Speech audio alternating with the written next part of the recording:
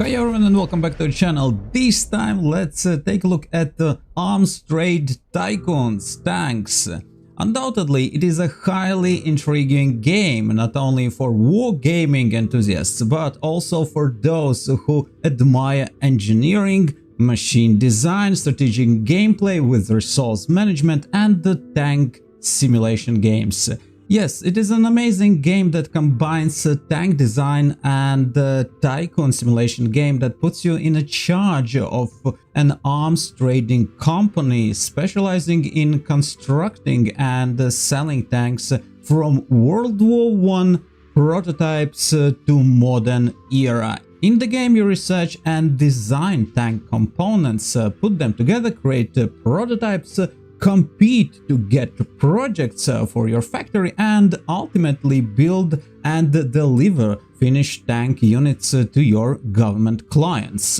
Every design decision you make will affect your company and may change world history in the game.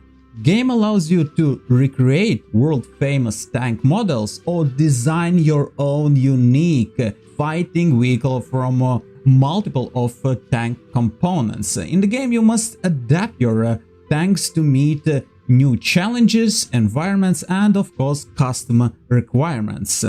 To do that you can fine-tune every single tank component with the help of modifications.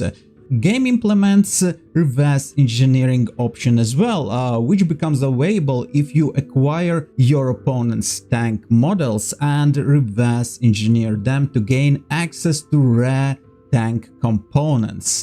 Game allows you to play on the side of different countries, each with unique research, trees, tank doctrines, political systems and accessibility to various resources. If that isn't cool enough for you, then on top of all that you can run your created prototypes through the field tests and observe your tank performance in all major historical conflicts and world wars, revealing their pros and cons and then improving them. As already mentioned, you can manage various aspects of your company, including resource flow, logistics, factory compound development, upgrades, staff management, gain access to different corporate advances ranging from building upgrades to new trade deals and find the most lucrative tank tenders to grow your company's reputation to gain leverage over your competition. The ultimate goal is to become the most powerful company in the world. Now let me show you some basic overview of the game features, quickly running through the tabs. Alright, this is the main screen of the game. This is your factory compound with all these facilities, administration, production, research, etc. So let's start with the tabs and then we will carry on the buildings. Upper tab starts with achievement point tracker. Then we have a money flow tracker, which shows you how much money you earn, how much you pay for your workers, how much you pay your administrators, building maintenance, and the final balance for the period. Then we have a stored resource tracker and as well those resources which are on the way to our warehouse. It is a quite important tab to keep an eye on to have enough resources to make your tanks. Next one we have a stored tanks tracker. This is basically those tanks which you produced and they are still in your warehouse and they are not delivered to your customer. Be aware of that if you produce too many tanks and they are not delivered to any of your customers or they are not needed anymore in the market, then you must dismantle them for scrap metal and lose some part of invested resources in them. So be careful about that. Next one we have workers. Right now I have nothing in production in my production hall. That's why all 235 workers are ideal. Here we have engineers. As you can see, 60 of them are ideal, 20 are employed in research, and 20 in engineering bureau. Next we have administrators. One administrator is in research and one in production hall. As we already jumped to the building, let's take an overview of this feature in the game. When you click on any of the buildings, you can upgrade the facilities in these buildings. Like for example, you can build an ergonomic office, which will give you 100 more worker places in your production hall. Basically, all these buildings, all these upgrades for your main facility gives you different kind of bonuses. Same thing we have for every single main facility, for research, for engineering, etc. Next in the tab line we have settings. These are game settings where you can adjust audio, graphics, and things like that. Very simple and very straightforward. Then we have this question mark legend. This is a kind of a tutorial thing for each and every screen which you will gonna access in the game. Next we have a button for news. These are basically world news that pop out on your screen during the game, and they are quite interesting. These are kind of most important things, most important events that happening during the game in the world arena, and they are all tied to the international diplomacy and area of the warfare and things like that, like new technology research and similar things. Now guys, I jumped a little bit back in time in my game because I want to show you the contract center.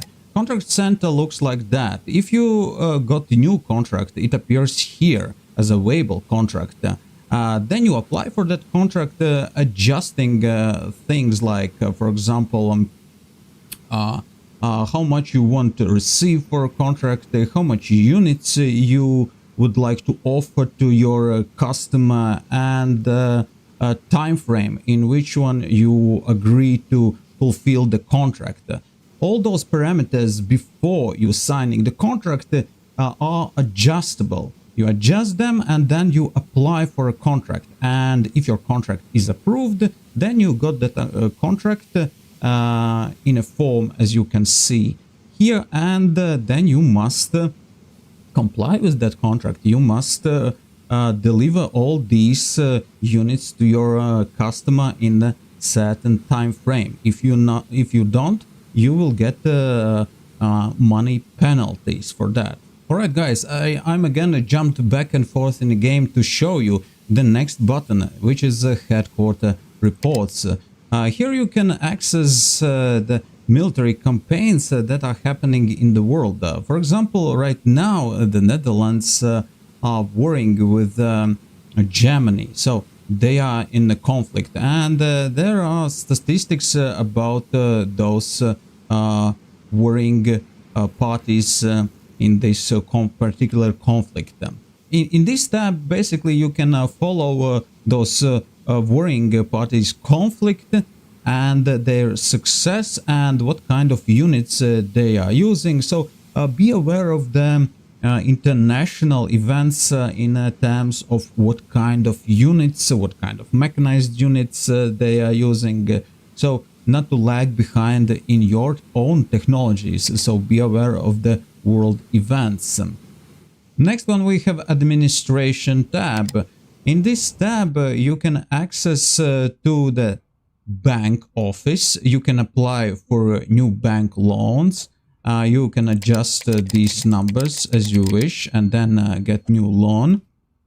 If there is any available administrator to hire, you can hire available administrator or fire any of your employed administrators. Same applies for workers and engineers. You can either hire available amount of workers, or you can fire any number of workers you want to fire, and same applies to engineers. So yeah, and workers and engineers, they are needed for all the kind of things. For research and engineering, you need engineers. Let's jump to research. Here in the research tab, you have three distinctive sections in here. Structural design, development, firepower, development, and mobility tab. So here you research structural things, like for example hulls and things like that. In a firepower section, you research obviously firepower, shells, light guns, heavy guns, and even ammunition traces, for example, here. And in mobility tab, you research obviously mobility things like tracks, engines, fuel, and things like that. Now we are in the engineering tab, which is the most interesting tab in the game. Here, after you research any of these components, you can pick one of them and adjust their additional components. Like, for example, in this case, ammo storage, you can easily take it off if you don't need. And for example, this ventilation, you can take it off or put another kind of ventilation on your tank model, and so on and so on. It's very interesting. So no, I don't want to save that. And this apply to the turrets, to the guns, to the engines, and to the tracks. So yeah, all these components you can adjust as you wish, if they are compatible, of course. So, and make these kind of these prototypes, prototype components, prototype hulls, and guns, and so on. And then when all that is ready, you go to the design tab, and here in the design tab you can actually design your tank from those components you made in the engineering tab. And when that is ready, you can go to the production section and choose which of these tank models you would like to produce. But be aware, don't overproduce them, otherwise they will gonna just sit in your storage. You need active contract to fulfill, to avoid situation when you overproduce tanks, use your resources, and then these tanks are just sitting in your tank storage. Don't do that. So next one is a warehouse. A warehouse is important facility as well as any other facilities actually in your factory compound. In the warehouse facility here, you can buy different kind of resources on all these world markets. We skipped this reverse engineering tab because for now I have nothing, guys, for you to show. My country haven't received any foreign tank to reverse engineer. So, all right, and when all that is done, you have warehouse. Here you are. Here are my 3 overproduced tanks. And by the way, guys, interesting thing here is a proving grounds. When you press this button, it brings you this screen where you can pick any of your tank models and run them through the tests. And this is a cool thing and quite a necessary thing before you reach the contract, because this part here, this proving ground will reveal any flaws in your design, and this is quite important sometimes to win the contract. If your competitor will be more successful with less flaws on the tank, then obviously probably the customer will pick your competitor's tank.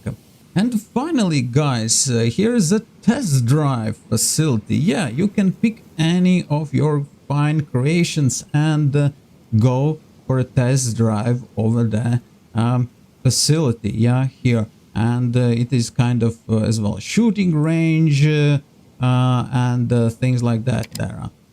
Overall, it is a quite interesting game for those who would like to play a game that implies research, engineering, building things, machinery, tanks, World War II theme, and a military theme games in general. Yeah, there is resource and workforce management, and as well strategic gameplay elements, because you must plan a lot of things playing this game. And final thing before we wrapping up this review is this tab, what I just forgot. Yes, it is a time tracker which shows you a time and date, and here you can adjust speed of your game. And here you can either pause the game or push button to carry on. Let me know in the comments what do you think about this game, which feature you liked most. If you have already tried it, share your opinion with others in the comments. If you found this video useful, give it a like, subscribe to the channel and hit notification bell to be always informed about new episodes. And that's it guys for today. Thank you for watching, have fun playing this wonderful game and stay tuned for the next episode.